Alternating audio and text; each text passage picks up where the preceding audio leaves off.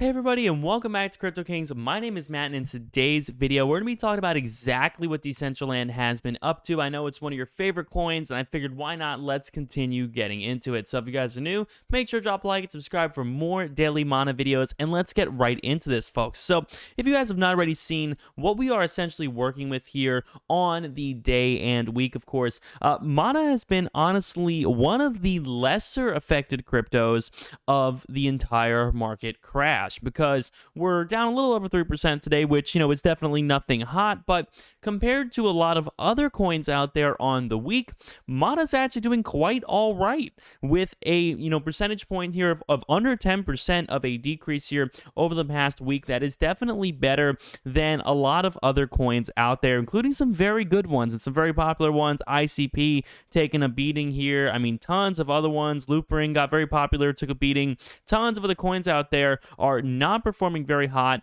on the week, and that just shows how strong fundamentally I think people really believe in Decentraland, because with a decrease again of under 10% on the week and still holding well above $3, this is definitely a better sort of status for Decentraland holders than, say, Bitcoin holders with a return on investment over the past, say, 3 months. Because still, when we look at the graph, man, I mean, we were really down into nothing. I mean, 75 cents basically on average for this coin over the past, several months, really, with a surge that we have basically managed to maintain. So market cap here a little bit under $6 billion, which is definitely not anything bad. $6 billion is still an awful lot of money.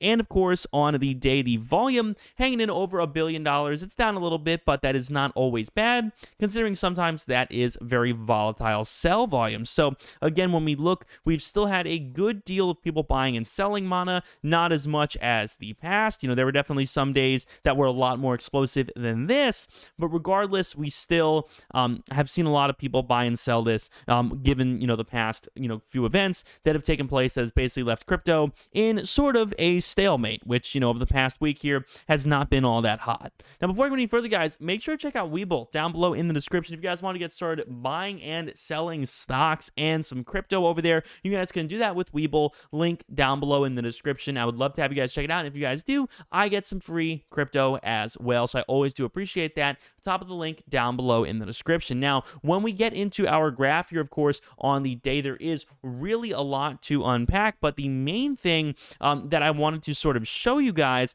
is the fact that we have a couple of potential signs here that I do think some people could possibly look forward to. So one of the major signs that I am seeing here as being possible is a sort of jagged triple bottom. Now, a triple bottom is very common. They seem to happen all the time, but basically what a triple bottom looks like is something like this. So sort of a W shape, but the idea is we have three bottoms that are very comparable in terms of price, and every time we hit that bottom, we are essentially rejecting the crash that may have been imminent, and we are continuing to bounce off of it, and eventually this leads to a bull run. So there is one instance of this happening here that unfortunately did not pan out in a bullish run, and that is, of course, 1, 2, 3. And unfortunately, you would have hoped something like this would have led to a kind of blast off, but unfortunately, again, the market just wasn't ready for it. And then the same thing here, we could potentially see 1,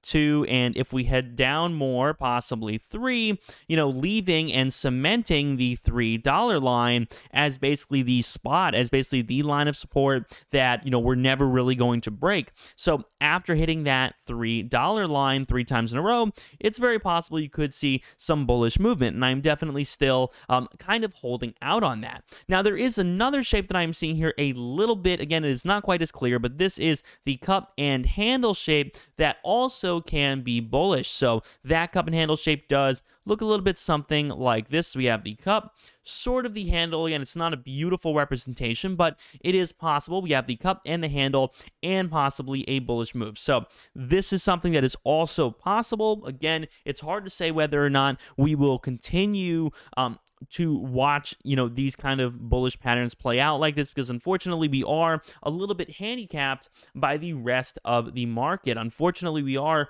sort of reliant on Bitcoin and Solana and Cardano and all the big guys, in terms of what they're doing. So unfortunately, the rest of the market doesn't really want to move all that much. And when the NFT market especially is not doing particularly hot, it does make it a little bit harder for Decentraland, because again, Decentraland really is very closely linked to NFTs. Heck, they sell NFTs on their website. You could go to Decentraland's video game, you could play it, you could buy plots of land and whatnot. So there is a lot of NFT relation between Decentraland and the rest of the market. So when other NFT things are down, and Axie Infinity here is down, when all these things are down, it does make it a lot harder for Decentraland to sort of pull ahead. So that's definitely something you're going to want to keep in mind. Now, when we look at the long-term graph, again, things still do look good. It is still good old falling wedge. Shiba Inu has been making the same pattern as well recently, but basically it is still a falling wedge. It's not quite as neat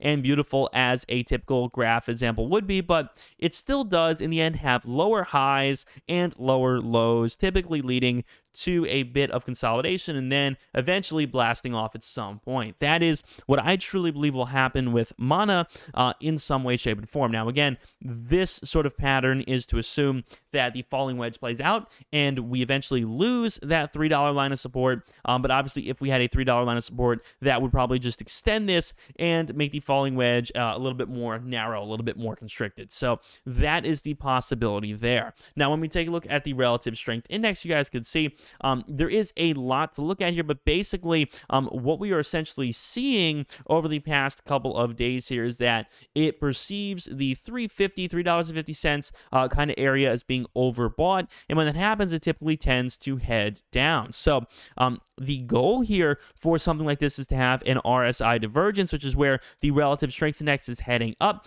and the price of the asset is heading down, and typically that will lead to, again, some kind of bullish movement. That is just the way these charts work, but again, that's not always going to happen. What it looks like, though, is that if you are looking to dollar cost average in and try to snag some more mana for cheap, a great way to do that would be to look at where this relative strength index is near the bottom. So again, $3 here, relative strength index is near the bottom. Same thing here, $3 near the bottom. Same thing here. We're at, say, 318, 320, somewhere around there. That would bring the relative strength index to the bottom as well. So again, it looks like when we see the relative strength index nearing the bottom, that is a good spot to buy, because then it tends to have a bit of a rebound and work its way back up. So that is the deal with the relative strength index. And when we check the Fibonacci retracement, you guys know one of my favorite indicators out there, we have the top and the bottom of the most recent runs. So we have the top here right around 360 and the bottom here right around 335. And essentially what this is showing us is that unfortunately we have fell through the bottom down to around 325. Again, I'm not particularly worried about this. I don't think Decentraland is ever getting below $3 again. So I definitely am not worried about, something that's this imminently short term, but it doesn't look as if the Fibonacci retracement has anything stellar for us. So with that being said, everybody, thank you guys so much for watching. I hope you guys have enjoyed. If you guys did, make sure to drop a like and subscribe. Let me know down below in the comments where you guys see Mana in the near future. Thank you so much, everybody. My name is Matt. See you guys on the next video. Peace.